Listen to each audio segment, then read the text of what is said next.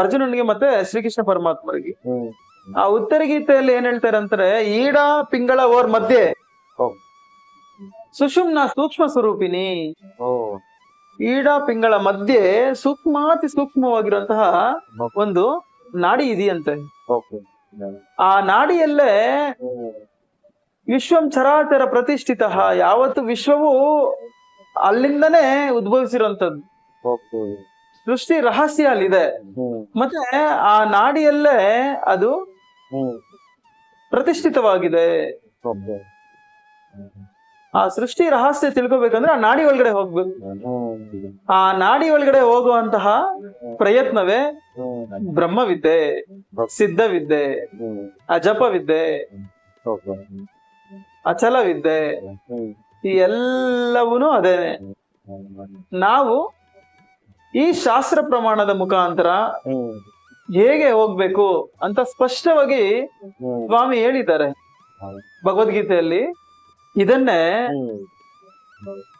ಯೋಗಿ ವ್ಯಾಮನನವರು ಕೂಡ ಏನ್ ಹೇಳ್ತಾರೆ ಅಂದ್ರೆ, ಗಂಗಾ ಯಮುನಾ ಮೂಲೋ ಸಂಗಮము ఉన్నది చూడరా, అందులో స్నానము చేస్తే ವೀರಗುರುಡು ನೂರಾ.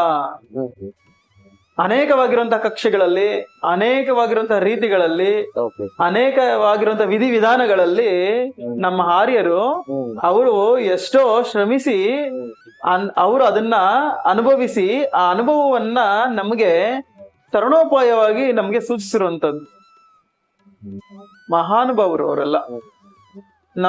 ನಮಗೆ ಅವರು ಇವತ್ತು ಕೊಟ್ಟಿರುವಂತಹ ಕೊಡುಗೆನೆ ಈ ಮೋಕ್ಷ ವಿದ್ಯೆ, ಮೃತ್ಯುಂಜಯ ವಿದ್ಯೆ.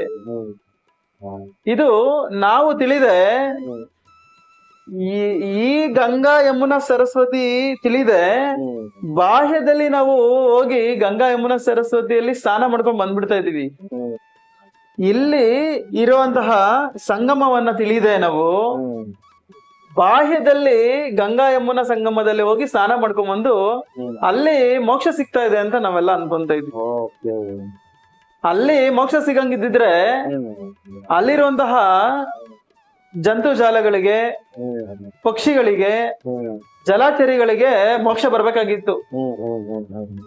ಅಲ್ಲೇನಾದ್ರು ಸಿಗಂಗಿದ್ದಿದ್ರೆ. ಯಾಕಂದ್ರೆ ನಿರಂತರವಾಗಿ ಅಲ್ಲೇ ಹುಟ್ಟಿ ಅಲ್ಲೇ ಜೀವಿಸಿ ಅಲ್ಲೇ ಅವು ಮರಣವನ್ನು ಹೊಂದುತ್ತಾ ಇದೆ. ಹಾಗಾಗಿ ಅವಕ್ಕೆ ಮೋಕ್ಷ ಸಿಗ್ಬೇಕಾಗಿತ್ತು ಯಾವಾಗ್ಲೂ ಅಲ್ಲೇ ಇರೋದಕ್ಕೆ. ಅದೆಲ್ಲ ಅರ್ಥ. ಅದು ಬಾಹ್ಯ.